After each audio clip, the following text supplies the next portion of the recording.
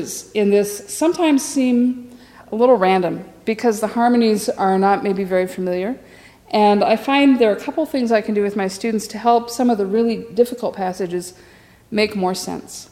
So I'm going to start on measure 8, and I'm going to play 1 E and a 2 and rest, then 3 E and a 4, and measure 9 the same thing. So I'm leaving out the lower 8th note each time.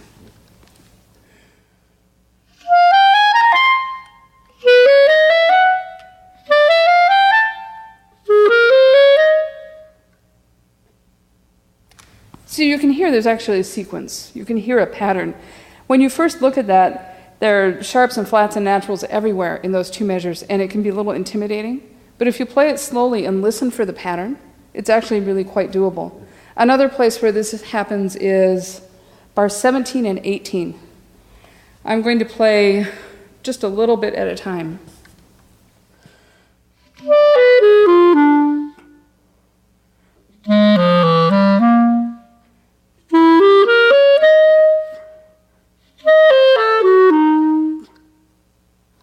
So there's a common sound that happens between all those chords, but when you have to read all of the flats and naturals and play them quickly,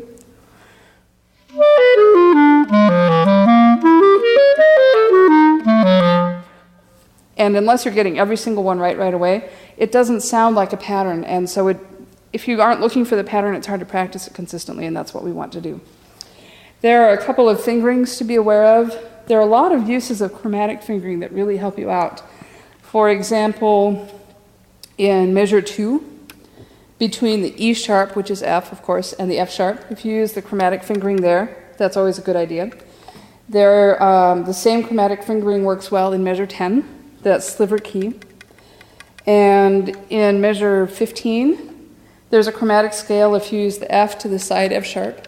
It just sounds more smooth. Yes, you could do it with the front F sharp, and it might seem like that's a savings in time as you're practicing in a hurry, but in the long run, you'll never play it quite as smoothly, and the next piece you learn, you won't play that quite as smoothly. So take a moment now and let this piece help you learn something for the next thing you want to do. Measure 11, the last C, should be played on the left so that you can play E flat on the right. Very important. Probably something you and your band director could have figured out, you and your other teacher. At the ending, there's an E flat trill to an F. Lifting all 3 fingers together is what works best for me, but I have students and colleagues who have also performed at leaving the pinky down. Whatever you do more cleanly would be fine.